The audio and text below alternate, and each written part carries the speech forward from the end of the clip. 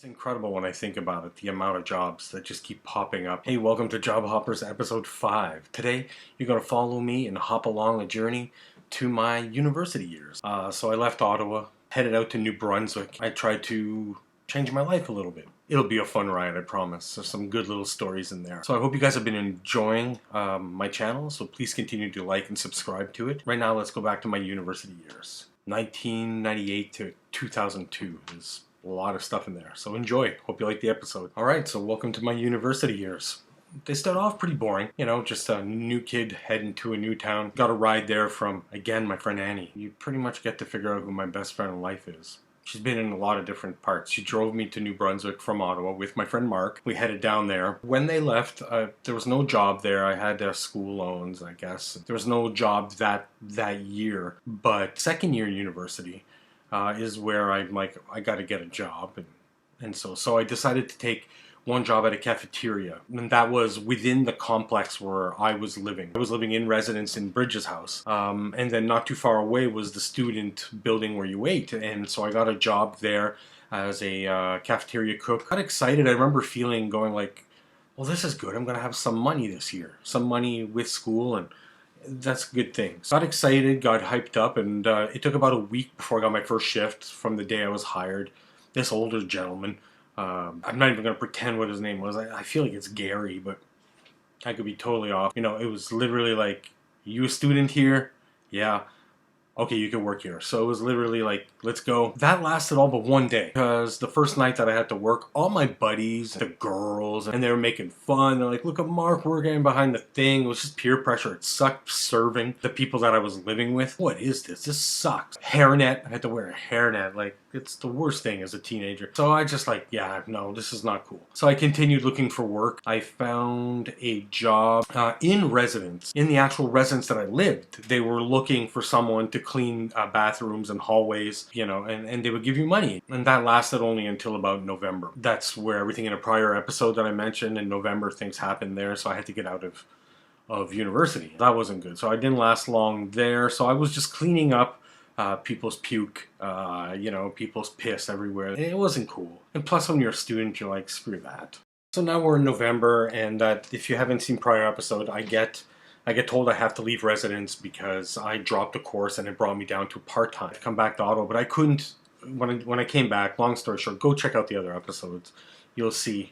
I don't want to repeat myself, but so I get back to Ottawa, and I just can't deal with being back in Ottawa. I don't like it anymore. Things have changed. I'm not interested. Friends are not interested anymore. Like I had mentioned, you leave somewhere and you come back, things are never the same. Traveled quite a bit. And I'm still calling it within the university years, because you'll see. Yeah, right. So I came back to Ottawa, didn't like it, came back about a year later. So I'd been thrown out in November, and a year later I'd come back in October. I remember because it was my friend Pat's birthday party. So I get there in October. I'm not even a student, so I'm just visiting, and it's my friend Pat's birthday, so they're celebrating that day. So I show up, it's a great party, people are happy to see me. It feels great. It was a great choice to do that. So I get over there, we have a good time, then people are like, when are you leaving, when are you going back? And I'm like, I don't really want to go back. I kind of want to stay out here. And so it ends up, get this is where the story gets funny. I need a glass of something. My throat. So this is where it gets funny. So I get there in October in university. So I'm at the UNB, picture it. And then they decide, well, you know what? There's a guy that's losing a roommate. He's leaving because he doesn't like school and he's leaving. So why don't you just crash in residence with this guy? So I'm like, okay, that's perfect. So I go meet the guy. Ends up, I already known him. We talked before. And he's like, sure, stay with me. I don't care. I'd like to have somebody. So here I am living on campus in residence, and I'm not even going to school. Seems like a scenes out of a movie or something. I continue living there, and now at this point, now the problem is I don't have work, but I have a place to stay for free. But I'm not making any money, and I need money. And I've always been good enough that when I need to, I go get it. You know, even though I've lost a lot, I still have to go get those jobs. So it's not necessarily lazy. So now I'm looking for work. So now I'm going off campus. A hotel, the country style, comfy country Comfort Inn, Country Inn and Suites. Country Inn and Suites in Fredericton, New Brunswick. I'm living on campus illegally, really, with the intentions of going back to school starting next semester, which would be January. Why not, right? But I had no way of, I applied with no way of paying for it. It wasn't going to be a school loan. I had no money. I'm not sure really why I applied. Some of the weirdnesses of my life with A.D.D, the whole thing.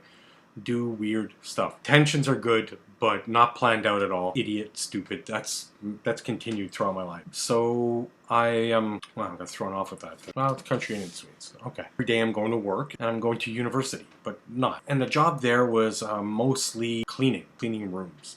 It was fun. I actually kind of liked it. You're left on your own, which is cool. I got to watch all football games. Now is a problem. Like if an employer's telling me you got to work Sundays, it's like, NFL, man. NFL. Remember that thing from episode 1. Not many things are going to stop me from having my life and what I want to do. So when an employer tells me I got to work Sundays, it's like, done it. I've done it a lot. I've worked a lot of Sundays. But this one in particular was good because I could turn on the TVs in every room while I was cleaning. So it was fun.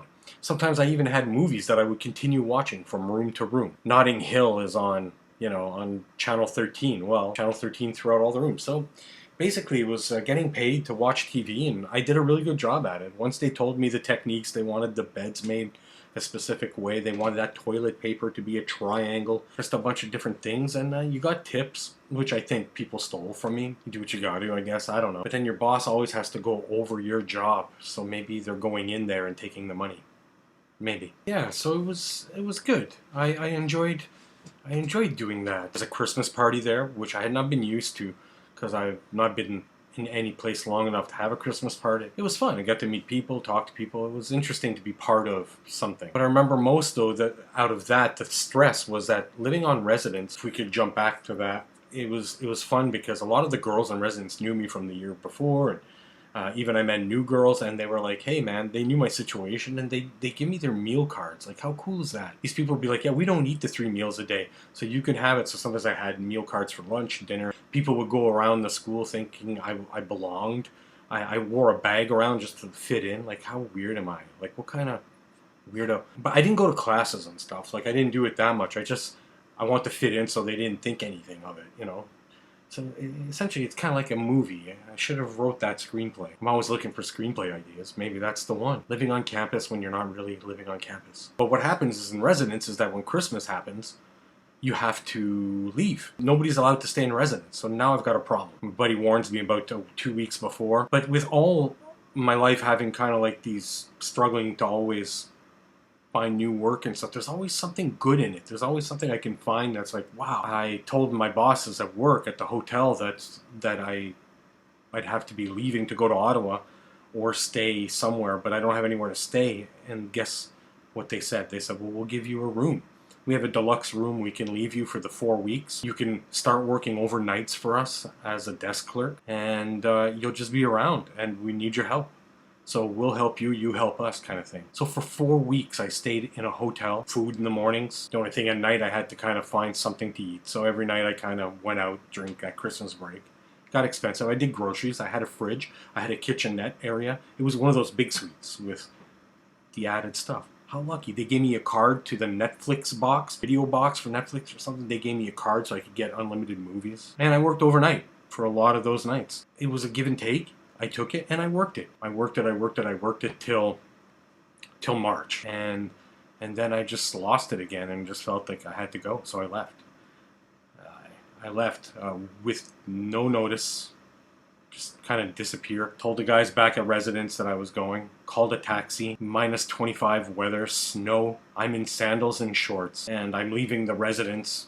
And I left. And I went to California from New Brunswick. I'd been there before, and now I wanted to go back. I loved it there, and so I took a bus from New Brunswick to Boston, from Boston to New York, New York to Chicago, Chicago to Denver, Colorado, Denver, Colorado to Sacramento, Sacramento down to San Fran to Los Angeles. Stayed in California for a little while. I did 3 different jobs while I was there. very quick jobs. One was, again, living in a hostel. I offered to help clean for rent. It was $27 a night American there. I went with $200 Canadian. Again, not thinking about anything. Logic is absolutely out the window here. As well, worked briefly at a surf shop where they rented out bicycles for on the pier in Venice, and some surfboards, floaty boards, all sorts of stuff. That didn't last long. And the most interesting one is the clapper. I was approached by a lady on the street asking me if I needed work, and she gave me her card. I contacted her, and it ends up that you're a clapper at studios where there's talk shows being done. So you're literally in the audience and you're clapping. They're trying new shows, pilot stuff. Did 3 of those. And as well, I took my guitar and went out into the pier. I noticed on Venice people played. You obviously needed a license. You can't just sit there. So I kind of went away. I went to the end of the pier where I knew people would go to the end of the pier. And I was just playing there. And I made a lot of money just playing guitar there. Those are the things I did down there. Like, you do what you got to do to survive. And then I just made my way back home to Ottawa, which I had not been since October before. Just a lot of bull, a lot of stuff that I want to take back, a lot of stuff that doesn't make sense. Why I would do that. And it's not the first time I went to California that way by bus. I've done it 2-3 times. I have this certain need to go somewhere, and it's stronger than me. It's a compulsion. I'm not sure what it is. Looking back in conclusion, it's kind of like I work. It's not like I want to be at home just sitting on my ass not doing anything. It's absolutely the opposite. Nervous when I'm not doing anything. That's why I do this creative stuff to keep me going, because if not, it's crazy. But to look back and to see all the things I've done, the people I've hurt, probably along the way, the management, it sucks. I regret it. I know by putting it out there, people will think different things of me. I think the one thing that's resounding is that I go through cycles and patterns, and I wish I could break those. Hope you guys enjoyed it. Keep on liking and subscribing to my channel. The stories will continue coming. Sometimes they might not be in order. Sometimes I go back a little bit because there's bunches of jobs together that could be fun to talk about. I appreciate everyone. I hope you guys can comment as well if there's anything you guys want to say. Love you guys, man. Thanks for listening. I'm Mr. JobHoppers. Later.